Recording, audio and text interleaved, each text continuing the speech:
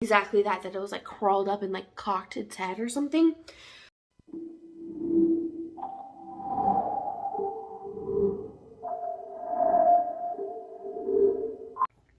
Hello, my name is Marissa, and today I'm going to share a paranormal story time about my shadow man.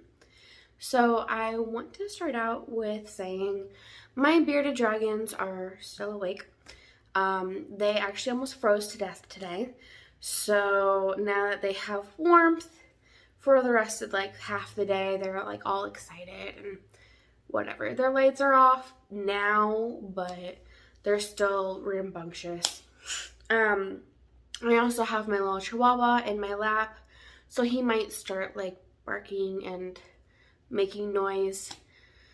So those are just a little disclaimer. So if you hear anything, it's most likely my dragons or my dog. So, also I have allergies and I have been blowing my nose like crazy. So if sniffling is going to bother you, this might not be the video for you.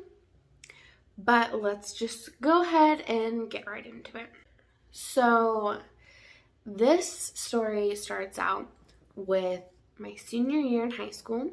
I'm not doing great. I'm not like sleeping well. I have like really bad insomnia because I feel like somebody is like staring at me all the time. So I can't sleep at night. In the beginning, I didn't feel anything. I felt things, but I didn't see anything. And eventually I started seeing the shadow like in the corner of my room. Now I slept with my door open and the shadow chose the corner that my door like opened into the room would be like, it like covered that corner kind of, so it was like a really dark corner, and it took a while for me to like recognize it as a shadow. And once I saw it, I couldn't unsee it, but it would just stand there and it wouldn't do anything or say anything. It just stared at me. So like I tried to ignore it as much as I could until I was like, well, you know what? I'm just gonna move my room around. I'm gonna move my bed to the other side of the room so that this corner is not so like in my face. Like it's not the thing at the foot of my bed anymore. And so I move it around, and that night I see the shadow. It's still in that corner, but it had moved like away from the door so that it was like peeking around the door at me and it could still see me. I was like, that's not okay. And my sister had recently moved out of my parents' house because she's older than me. And I was like, well, you know what? I'll move into her room. I'll get away from this creepy shadow. It has to be a trick of the light, you know? It's just something that's bothering me. It's in my head. I'm freaking out. So I move into her room, and the first couple nights, everything is completely fine. I sleep like a baby. I'm not seeing anything. I'm not feeling anything. And like the third night, it shows up, and it's in the corner of my room, in a different corner. I mean, it's a different room. But, so it's in the corner of my room again, and I just can't sleep. So I think at this time I graduate from high school. This is like over the course of like months that I just dealt with this shadow in my room. And because I had graduated high school, I was staying the night at my boyfriend's house. You know, in my family, once you graduate high school, you're an adult. You can do what you want, whenever you want, as long as you pay your rent. And yeah, my parents charged me rent after high school, which is fine. I got it back. Not the point. But,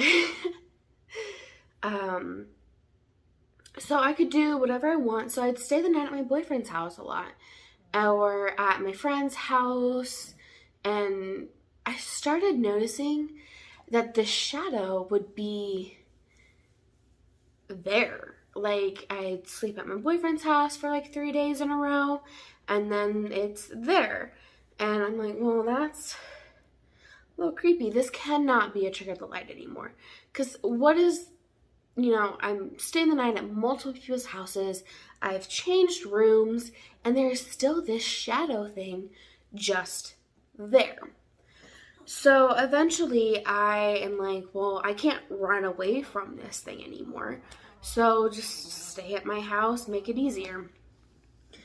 And in the meantime of my dog is scratching his ear and like moaning in satisfaction. But in this time, my parents decided to turn my old room into a TV room. So they got new couches, and they put the old couches in my old room, the TV room. And they put the old TV in there, they got a new TV, and it was just the TV room, and it was basically like a living room for me. And my parents have 2 dachshunds. Their names are Sheldon and Fez. Yes, nerdy family. But Sheldon is the kind of dog that he's very lovey-dovey. He'll come up to you, he'll give you hugs and kisses and all over, but when he's done with you, he is done with you. He's like, all right, I'm going over here, I'm gonna go to sleep, don't bother me, don't look at me funny, like, leave me alone. And I'm sitting in the TV room one day, and the door is open. I'm just watching TV. I think it's like 1 o'clock in the morning, and all of a sudden, my dog, like, perks up, and he looks out the door, and he looks back at me, sitting on the other couch. He looks back at the door, and like back at me. He's like, kind of like, are you seeing this? And he realizes that I'm not seeing whatever it is that he's seeing, and he starts like shaking violently. And it's not like he's having a seizure or anything. He is just so scared that he's like shaking a lot, and he's looking back at me, and he's looking at the door and looking back at me. And finally I'm like, well, dude, come over here if you're so scared, like, come sit in my lap, I'll give you pets, I'll give you kisses, you're fine, there's nothing there, I don't see anything. Like, I even went up to like look. So I got up, I looked out the door, I looked into the actual family room, and there was nothing there. I didn't see anything. And he comes and he sits on my lap, and this is the like creepiest part. You know when someone's looking at something in the room, and you can tell, like, for me, you can see like, oh, I'm looking at the camera. But if I look at the TV just beyond the camera, you can see that I'm not looking at the camera anymore. Like, you can see like other people's depth perception, if that makes any sense. So you can do that with a dog as well. And he starts looking all around the room, and at first it's just like looking around at like normal head level, and then he starts looking up and down, and it'll come back around and it'll look down like someone's crawling on the floor, and then like looking at the walls like someone's crawling on the walls, and like on the ceiling.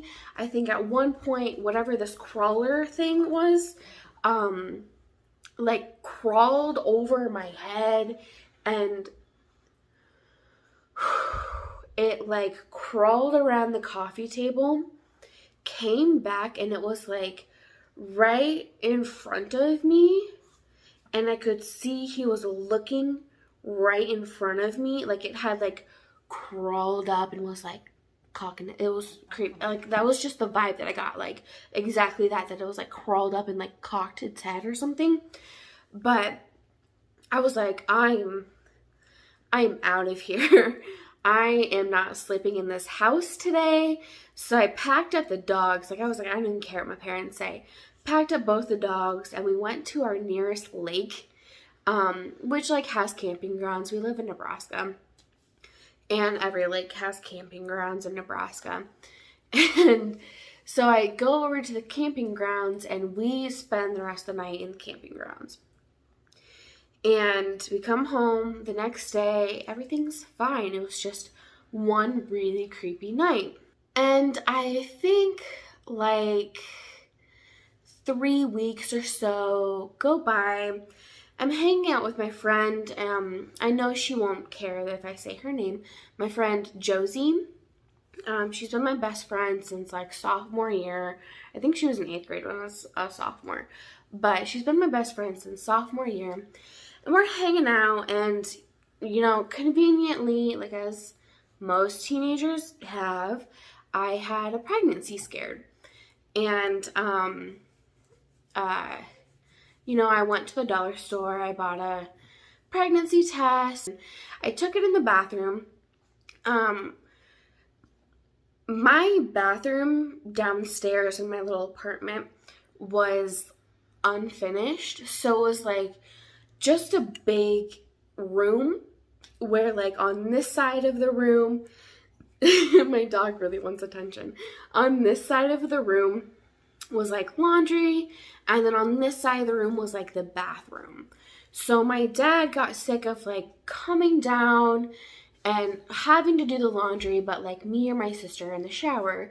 So he bought like blackout curtains and like a big long curtain rod, and he just hung curtains in the middle of the room just to divide for like privacy for us, and like so that he can still function as a normal adult in his own house. And so I had taken the test, and my friend Josie, she was chilling in the bathroom. I think she was like plucking her my dog knocked over my water. I think she was just like plucking her eyebrows or something in the mirror, the bathroom mirror. And I'm like, okay, well, my parents are going to kill me if I leave the house and I don't pick up the TV room.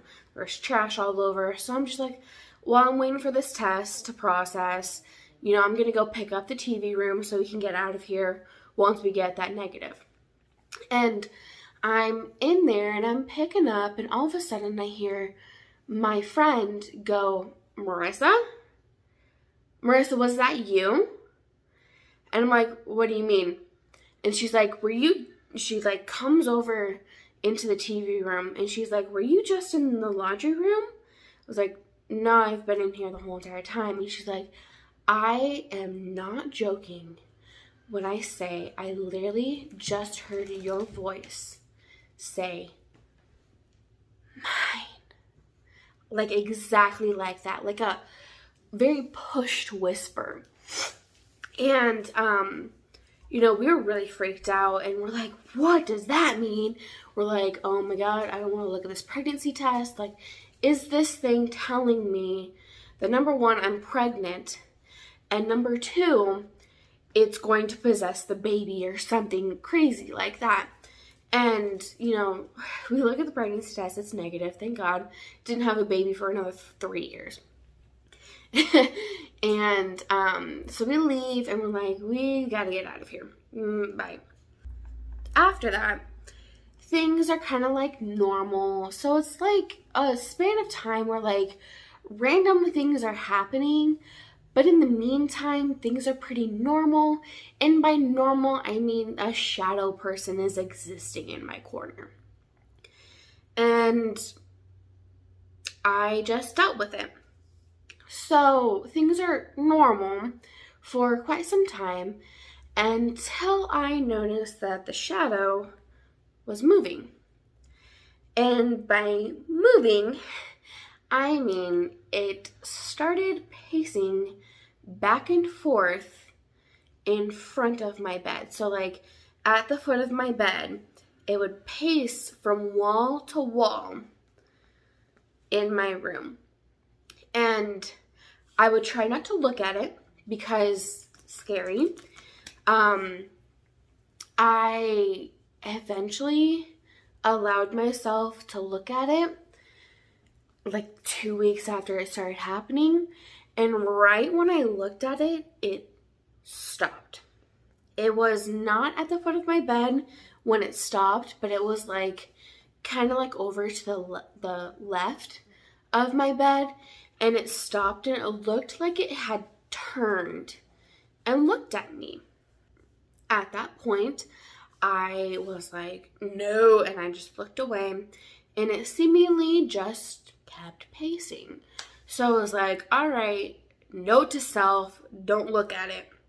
Just pretend you're asleep until you fall asleep. And I distinctly remember one night where I was having an especially hard time falling asleep.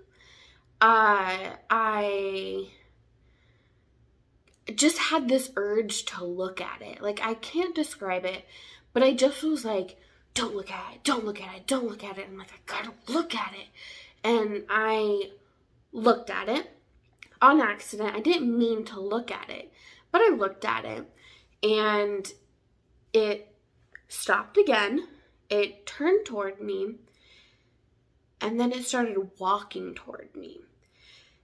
And at this moment, I turned into every scared little 5-year-old you've ever met, and I buried myself under the blankets. I was like, oh no, I'm not looking at this thing.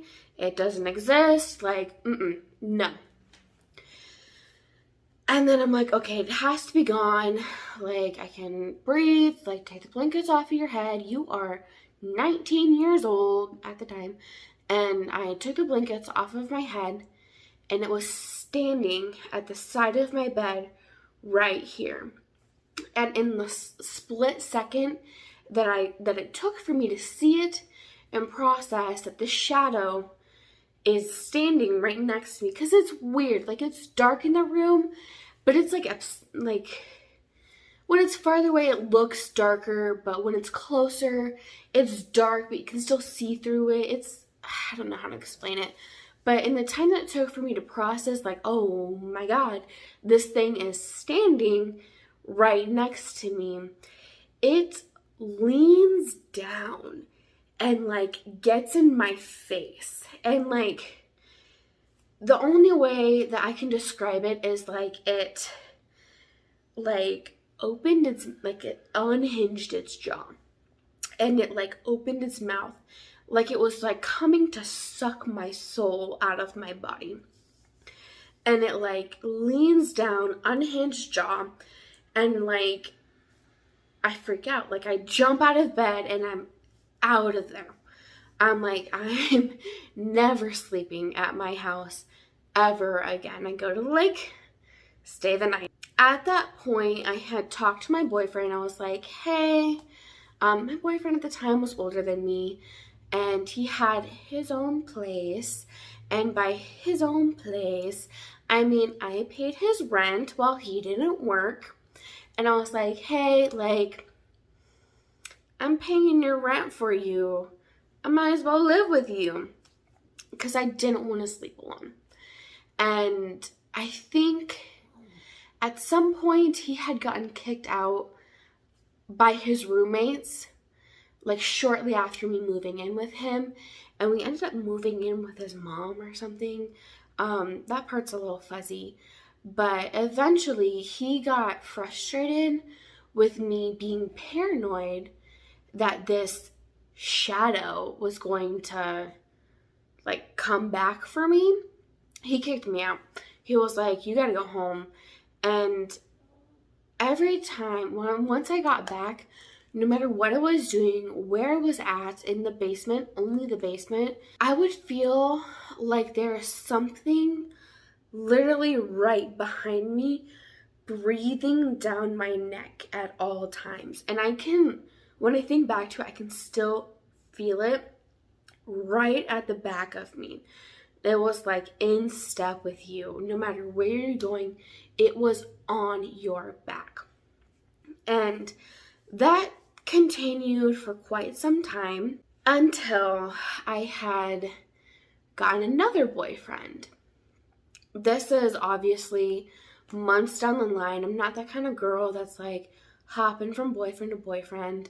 There was guys in between, but you know, I had gotten a serious boyfriend, and because when he kicked me out, he broke up with me. But I had gotten another boyfriend, and that boyfriend, he never stayed the night, even though, you know, there wasn't a problem with him staying the night. You know, it's just something that we agreed on, that we would not stay the night with each other. And so he had accidentally fallen asleep in my room, and I was about to pass out too. And I kind of got this like weird vision of this white spider, and it was just like a white spider on a branch, and it had like brown legs, but only to its first joint of its knees, if that makes sense. Because you know how like spiders, they have like, I think 2 joints to their legs, but like the first joint, and it like ombrayed into white. That's the best I can explain. And I'm like, my first thought is, why am I thinking about this weird spider that I've never heard about before in my life? And all of a sudden, I heard this voice in my ear, like a whisper, say, "That's going to be what's crawling on him when I kill him." And I'm like, okay, this is a weird pre-dream. I need to wake up. He's asleep. I woke him up. I'm like, hey, you should go. Like, it's late. We're both falling asleep. We have an agreement. You should go. So he's like, you're totally right. And he starts to leave. And I don't know that this is happening until he calls me once he gets in the car. That is so unlike him. So he calls me and he's like, I don't want to freak you out or anything, but I feel like something followed me out of your room, up the stairs, through your garage, and to my car. I felt safe once I got in the car, and I think, you know, he's a Catholic. I think he's still a Catholic. I don't know why he wouldn't be, but he's Catholic, and he was like, I think it was the St. Michael's prayer or something, and he's like, I'm saying this prayer the whole entire way out of your house because I am frightened. And he's like, I just want you to be on the phone with me just in case something happens, because I had lived out in the country with my parents and he lived in town. So it was quite a drive, especially after you've been sleepy. And this creepy thing that followed him out to the car could be following him and cause some problems. So he was on the phone with me until he got home. I think I'm going to leave it at that because it's already 25 minutes worth of video right here, and I don't know how much I'm going to be able to shorten this. So I'm going to leave it at that, and next Wednesday I will pick up where I left off. So I will talk to you guys later. Bye.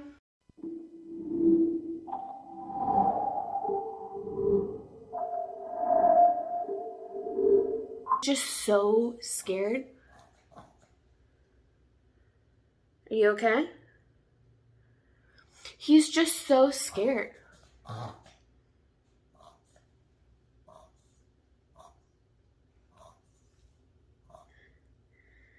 you having an asthma attack? He's just so scared. Okay, you are looking for attention right now, dude.